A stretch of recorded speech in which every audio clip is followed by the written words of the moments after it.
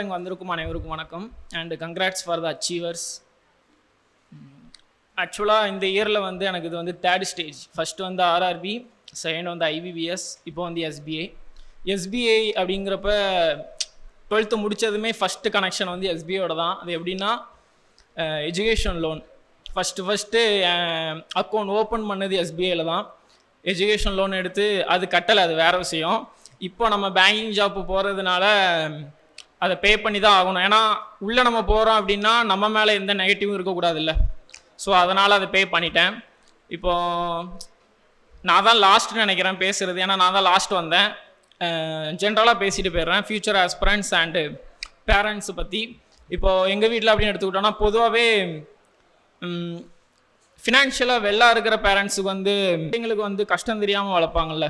இப்போ எங்கள் வீட்டில் வந்து அப்படியே அப்போது ஃபினான்ஷியலாக வெள்ளா இல்லாட்டாலுமே கஷ்டம் தெரியாமல் வளர்த்தவங்க. அண்டு 2 ஸ்டேஜ்லையுமே பேரண்ட்ஸ் வந்தாங்க. இந்த ஸ்டேஜ் வந்து பேரண்ட்ஸால் வர முடியல ஒரு சின்ன ஒர்க்குனால. இப்போது பேரண்ட்ஸ் அப்படின்னு சொல்கிறப்ப ஃபினான்ஷியலாக வெள்ளா இருந்தால் அந்த வீடு வந்து அந்த பிள்ளைங்களுக்கு வந்து கஷ்டம் தெரியாதுல்ல. இப்போது எக்ஸாம்பிளுக்கு வந்து எங்கள் தாத்தா பாட்டி வந்து எதுவுமே சேர்த்து வச்சுட்டு போகலை அந்த பெரிய அளவாக எதுவும். எங்கள் அப்பா வந்து அவங்களுடைய உழைப்பால் தான் மேலே வந்து என்ன படிக்க வச்சாங்க. ஏன்னா எங்கள் அப்பாவும் எங்கள் அம்மாவும் படிக்கலை. ஸோ நம்மளை மாதிரியே நம்ம பையன் இருந்துடக்கூடாதுல்ல, அதனால் படிக்க வச்சாங்க. இங்கே உள்ளே வந்துட்டோம் அப்படின்னா நம்ம பொதுவாக இங்கே ஹாஸ்டல் தங்கி படிப்பீங்க அண்டு டே ஸ்காலரும் இருப்பீங்க. என்னுடைய ஊர் வந்து தூத்துக்குடி தான், அதனால் நான் வந்து கொடுத்து வச்சவன். ஸோ ஹாஸ்டல் செலவு, ஃபுட் செலவு எந்த செலவுமே இல்லை. ஸோ அந்த மாதிரி ஹாஸ்டலில் தங்கி படிக்கிறவங்க எல்லாருமே உங்கள் பேரண்ட்ஸோடைய மணியை தான் நீங்கள் யூஸ் பண்ணுறீங்க. எக்ஸாம் ஃபீஸாக இருந்தாலும் சரி, அது வந்து உங்களுடைய மணி கிடையாது.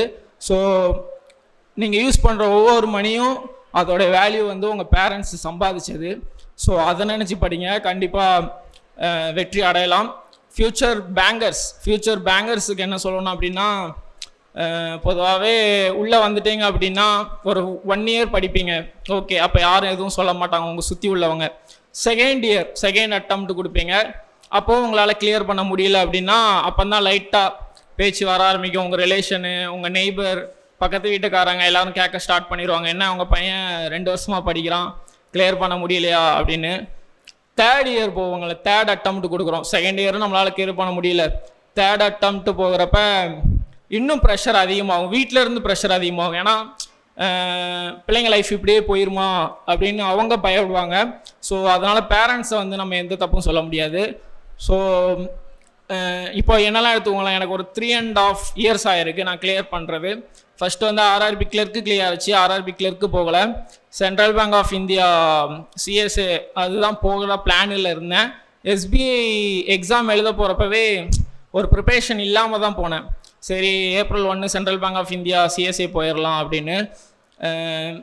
பட்டு எஸ்பிஐலையும் கிளியர் ஆகிருக்கு. இது ஒரு மறக்க முடியாத மொமெண்ட் எல்லாருக்குமே. ஸோ இந்த நெகட்டிவிட்டின்னு இருக்குல்ல, நம்ம படிக்கிற ஸ்டேஜில் நிறையா நெகட்டிவிட்டி இருக்கும், அதெல்லாம் இக்னோர் பண்ணிட்டு போயிட்டே இருங்க. நெகட்டிவிட்டின்னு சொல்கிறப்ப தான் ஒரு சின்ன ஸ்டோரி ஒன்று ஞாபகத்துக்கு வருது. அதாவது நான் இங்கே தூத்துக்குடி தான் படித்தேன், என்னுடைய ஸ்கூலு காலேஜ் எல்லாமே தூத்துக்குடி தான், காரப்பேட்டை ஸ்கூலில் படித்தேன். இப்போது எக்ஸாம்பிளுக்கு இங்கே ஒரு தருவை கிரவுண்டு இருக்குது. தருவை கிரவுண்டு வந்து 400 மீட்டர் சர்க்குலர் ட்ராக்கு. அதை ஒரு 5 ரவுண்ட் அடிக்கணும்னு வச்சுக்கோங்களேன், மினி மாராத்தான்னு வச்சுக்கோங்க. 2 கிலோமீட்டர்ஸ். அந்த 2 கிலோமீட்டர்ஸை நிறையா பேர் சுற்றி வராங்க. உங்களை அந்த ட்ராக்குக்கு வெளியே இருந்து உங்களுக்கு பிடிச்சவங்களும் சரி, பிடிக்காதவங்களும் சரி, உங்களை என்கரேஜ் பண்ணுறவங்களும் இருப்பாங்க, டிஸ்கரேஜ் பண்ணுறவங்களும் இருப்பாங்க. ஸோ ஃபஸ்ட் ரவுண்டு வந்து எல்லாருமே சுற்றி முடிச்சுடுவாங்க. செகண்ட் ரவுண்ட் போகிறப்ப கொஞ்சம் பேருக்கு அப்படியே இலைக்கும், அப்படியே கொஞ்சம் பேர் ஸ்டாப் ஆகிட்டு தண்ணி குடிக்கிறது, ஜூஸ் குடிக்கிறது அந்த மாதிரி போயிடுவாங்க.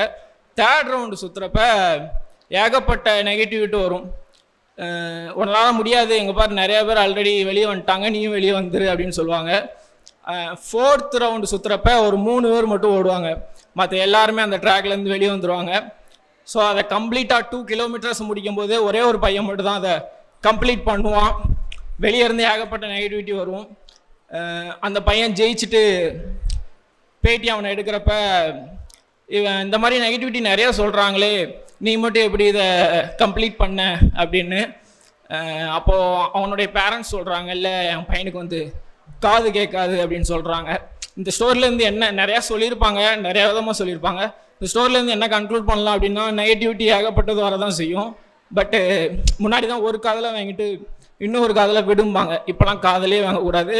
ஸோ காதலே வாங்கக்கூடாது மீன்ஸ் இப்போ பேரண்ட்ஸு அட்வைஸ் பண்ணுவாங்கள்ல, எது கேட்கணும் எது கேட்கக்கூடாது அப்படின்னு உங்களுக்கு தெரியும், மெச்சூர் இருக்குது. இப்போ என் பேரண்ட்ஸ்லாம் எடுத்துக்கோங்களேன், டிஎன்பிசி எக்ஸாம் நடந்துச்சுன்னா மட்டும் நியூஸ் சேனலில் வந்து ஹைலைட் பண்ணுவாங்க. குரூப் எக்ஸாம்ஸ் நடக்கிறப்ப பேங்க் எக்ஸாம் வந்து ரொம்ப ஹைலைட் பண்ண மாட்டாங்க நியூஸ் சேனலில். ஸோ அதை பார்த்துட்டு என் பேரண்ட்ஸ் நீ குரூப் எக்ஸாம் படிக்க வேண்டியதான் அப்படின்னு சொல்லுவாங்க. பட் என்னுடைய ட்ரீம் வந்து பேங்கிங் அப்படின்னு நான் செட் பண்ணிட்டு பேங்கை மட்டும்தான் இந்த 3.5 இயர்ஸ்லையும் பேங்க் எக்ஸாம் மட்டும்தான் எழுதியிருக்கேன், வேறு எந்த எக்ஸாமும் எழுதலை. ஸோ ட்ரீம்ஸ், உங்களுக்குன்னு ஒரு ட்ரீம்ஸ் இருக்குல்ல, அந்த ட்ரீம்ஸை யாருக்கும் விட்டு கொடுக்காதீங்க. Dreams don't work unless you do. ஃபைனலாக work hard in silence, let your success be your noise. கான்ஃபிடண்ட்டாக இருங்க, நல்லதே நடக்கும், வெற்றி நிச்சயம். தேங்க்யூ. சுரேஷ் IAS அகாடமி, வெற்றியின் முகவரி.